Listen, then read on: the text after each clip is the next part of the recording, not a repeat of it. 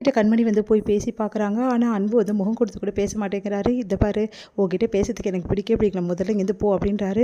அத கேட்டு கண்மணி மனசு கஷ்டப்படுறாங்க. இந்த சூழ்நிலையில இங்க என்ன பண்றாங்கன்னா, நம்ம கார்த்திக்கோட அப்பாவுக்கு திடீர்னு ரொம்ப உடம்பு சரியில்லாம ஆயிடுது. அவரால தாங்கிக்கவே முடியல. அப்போ ஓடி வராரு கார்த்திக். "என்னாச்சு பா?" அப்படின்னோனே, "என்னால முடியலடா. ஃபர்ஸ்ட்டெல்லாம் அம்மா இருப்பா. அவ தான் என்ன ஃபுல் அண்ட் ஃபுல் பார்த்துப்பா. எனக்கு முன்னாடியே அவ தெரிஞ்சுப்பா. எனக்கு உடம்பு சரியில்லாததுக்கு முன்னாடியே அவ தெரிஞ்சுப்பா. எனக்கு உடம்பு சரியில்லாம ஆகப்போகுதுன்னு சொல்லிட்டு எல்லாத்தையும் முன்னாடி எல்லாமே பண்ணி வைப்பா. இப்போ யாரும் இல்லாத நான் ஆயிட்டேன்டா" அப்படின்னு சொல்லிட்டு மனசு கஷ்டப்படுறாரு. அதை பார்த்துட்டு கார்த்திகால தாங்கியே போல அழறாரு கார்த்தி. அவரே போய் எல்லாம் பண்ணலான்னு சொல்லிட்டு போறாரு. அப்போ கண்மணி வந்து "இங்க இருங்க கார்த்தி ஒரு நிமிஷம்" அப்படின்னு சொல்லிட்டு அவங்களே எல்லாமே அவருக்கு பண்ணி கொடுக்குறாங்க. அதை பார்த்துட்டு அப்படியே நெகிழ்ச்சி அடைகிறாரு கார்த்தி.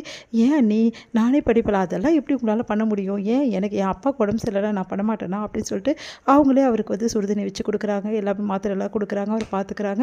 இதெல்லாம் பார்த்த கார்த்திக்கு தாங்க முடியல. அப்படியே அவங்க அண்ணியோட கையை பிடிச்சிட்டு அழறாரு. "அண்ணி, உண்மையிலே சொல்கிறேனே, நீங்கள் கிடைக்க இந்த வீடு மட்டும் இல்லை, நாங்களும் கொடுத்து வச்சுருக்கோம் அண்ணி. உங்களை வந்து அண்ணன் புரிஞ்சிக்கவே மாட்டேங்கிறாரு. அதுதான் எனக்கு கஷ்டமாக இருக்குது" அப்படின்னோடனே, "என்ன பண்ணுறது கார்த்தி, எல்லாருமே புரிஞ்சுக்காங்கன்னு எதிர்பார்க்க முடியுமா? ஒவ்வொருத்தரும் ஒரு ஒரு மாதிரி. அவங்க சூழ்நிலையிலேருந்து பார்த்தா அது அவங்களுக்கு கரெக்டுன்னு தெரியும் கார்த்தி. அதனால் மற்றவங்கள புரிஞ்சுக்கிறதுக்கு கூடாது அப்படின்னு சொல்லிட்டு எண்ணம்லாம் கிடையாது உங்கள் அண்ணனுக்கு. உங்கள் அண்ணன் ரொம்ப நல்லவர் தான். ஆனால் என்ன முன்கோபம் அதிகமாக இருக்குது" அப்படின்னு சொல்கிறாங்க. "நீங்கள் இவ்வளோ தூரம் வந்து புரிஞ்சுக்கிறீங்க. ஆனால் அண்ணன் ஏன் தான் இப்படி பண்ணுறாரோ? சரி விடுங்க அண்ணி, நான் பார்த்துக்கிறேன்" அப்படி சொல்கிறாரு. அடுத்து வந்து இங்கே கார்த்தி வந்து இப்போ பேச போகிறாரு அன்புக்கிட்ட. "அன்பு, இப்போ என்னடா உனக்கு பிரச்சனை? நீ வந்து உன் அண்ணியை பற்றி பேசுறதுக்காக வந்திருக்க அதானே?" அப்படின்னோடனே, "இங்கே பாருங்க அண்ணே, நான் உங்ககிட்ட ஒரு விஷயத்த சொல்கிறதுக்காக மட்டும் தான் வந்திருக்கேன். என் அப்பாவுக்கு திடீர்னு உடம்பு சரியில்லை. ஆனால் யாருமே இந்த வீட்டில் கண்டுக்கல." "என்னடா சொல்கிற? என்னாச்சு?" அப்படின்னோடனே, "என்ன ஆச்சா? ரொம்ப உடம்பு சரியில்லாமல் ஆகிட்டாரு. அண்ணி தான் பார்த்துக்கினாங்க. அவங்க எவ்வளோ தங்கமானவங்க தெரியுமா? ஆரம்பிச்சிட்டேன் உன் அண்ணி ப்ராடத்தை. அவள் பண்ண வேலைக்கு அவன் மேலே செம கோவமாக இருக்கேன். இங்கேருந்து போயிடு" அப்படின்றாரு.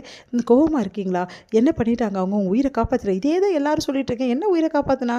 நீங்கள் தானே வந்து என்னை தூக்குனீங்க. இல்லைன்னா அப்படியே நான் போய் சேர்ந்துருப்பேன்." "அதெல்லாம் கிடையாது. அண்ணி என்ன பண்ணாங்க தெரியுமா?" அப்படின்னு சொல்லிட்டு நடந்த விஷயத்தை எல்லாத்தையுமே வந்து சொல்கிறாங்க. அதை கேட்டு அதிர்ஷ்டத்தில், "நீ என்னடா சொல்கிற?" "ஆமாம், பின்ன நீ எங்கே பேச விட்டாதானே? அண்ணி மேலே தப்பே கிடையாது. ஆனால் அண்ணி அந்த ரூமுக்கு போனது ஒரே ஒரு தப்பை தான் அவங்க பண்ணாங்க. ஆனால் அடுக்கடுக்காக அவங்க தப்பு பண்ண மாதிரியும் அவங்க தான் எல்லாத்துக்கும் காரணம் மாதிரின்னு சொல்லிட்டு அவங்கள போட்டு அப்படி பாடுபடுத்தி எடுத்த. ஆனால் அவங்க வந்து புத்திசாலின்னு சொல்லிட்டு நிரூபிச்சிட்டாங்கல்ல. புத்தியே இல்லை கிடையாது அவங்களுக்கு" அப்படின்னு சொன்னேன். "இப்போ தெரியுதா அவங்களுக்கு எவ்வளோ புத்தின்னு சொல்லிட்டு? அந்த புத்தியால் தான் இன்றைக்கி நீங்கள் 2 பேரும் பொழைச்சி வெளியே வந்திருக்கீங்க. அதை கொஞ்சம் கூட யோசிக்காமல் நீ பாட்டுன்னு அண்ணி திட்டிகிட்டே இருக்க. சரி அது போட்டோம். அன்னைக்கு கேக்கு வந்து டேமேஜ் ஆகி அவங்க தானே டேமேஜ் பண்ணாங்கன்னு சொல்லிட்டு பிரச்சனை பண்ணிகிட்டு இருக்கீங்க இப்போ வரைக்கும். அந்த கேக்கை தள்ளி விட்டது யார் தெரியுமா? யார்? வேறு யார்? நம்ம வீட்டில் குட்டி பையன் இருக்கானே, அவன் தான் தள்ளி விட்டுருக்கான்." "உனக்கு எப்படா தெரியும்?" "அதை அவனே என்கிட்ட சொல்லிட்டான். ஆனால் இந்த விஷயத்த உன்கிட்ட சொல்லக்கூடாது, நீ திட்டுவேன்னு சொன்னான். அதனால தான் அவங்களும் பயந்துட்டு அதை சொல்லலை. இவ்வளோ விஷயம் அண்ணி பார்த்து பார்த்து செய்கிறாங்க. ஆனால் நீ வந்து இவ்வளோ மோசமாக நடந்துக்கிறியா அண்ணிக்கிட்ட? இதெல்லாம் தப்புன்னு உனக்கு தெரியலையா? அண்ணி மேலே என்ன தப்பு இருக்குது? நீயே சொல்லு" அப்படின்னோடனே, "இல்லைடா, எனக்கு இந்த விஷயம்லாம் தெரியாது. இப்போ தெரிஞ்சிச்சுல்ல, இனிமேட்டாவது அண்ணிக்கிட்ட ஒழுங்காக நடந்துக்கோ. அவங்கள கொஞ்சம் பார்த்து இருடா. தயவுசெய்து நீ அவங்கக்கிட்ட பரிவாக பேசலன்னா கூட பரவாயில்ல. கோவப்பட்டு அவங்க மனசை நோக்கடிக்காமல் இரு" அப்படின்னு சொல்லிட்டு போகிறாரு. அதை கேட்டு அன்பு மனசு கஷ்டப்படுறாரு. கண்மணியை வந்து பார்க்குறாரு. கண்மணி வந்து ரொம்ப மனசு கஷ்டத்தோடு உட்காந்துருக்காங்க. அதை பார்த்து கண்மணி, "ஒரு நிமிஷம்" அப்படின்றாரு. அதை பார்த்து கண்மணி, "சொல்லுங்க" அப்படின்றாங்க. உடனே எழுந்து போக பார்க்குறாங்க. "பரவாயில்ல கண்மணி, நீ இருக்கலாம்" அப்படின்னோடனே, "இல்லைங்க, நான் இருந்தால் உங்களுக்கு தான் பிடிக்காதுல்ல. நான் சொன்னால் எதுவுமே உங்களுக்கு பிடிக்கவே பிடிக்காது. பேசினா டென்ஷன் ஆகிடுவீங்க. அதான் எழுந்து போயிடலான்னு பார்த்தேன். உங்களை ஏன் டென்ஷன் படுத்தணும்னு."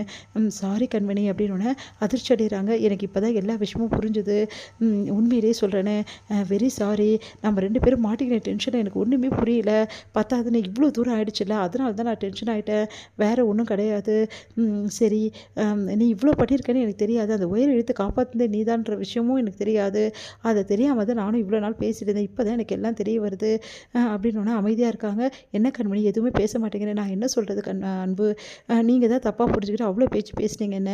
என் அம்மா எவ்வளோ மனசு கஷ்டப்பட்டாங்க தெரியுமா?" அப்படி சொல்லிட்டு வருத்தப்படுறாங்க. "சாரி கண்மணின்றாரு." "இதுக்கப்புறம் என்ன திட்டமாட்டீங்கல்ல?" அப்படின்னோடனே, "திட்டமாட்டேன் கண்மணி" அப்படின்னோடனே, "தேங்க்ஸ் அன்பு" அப்படின்றாங்க. இதோட முடியுது.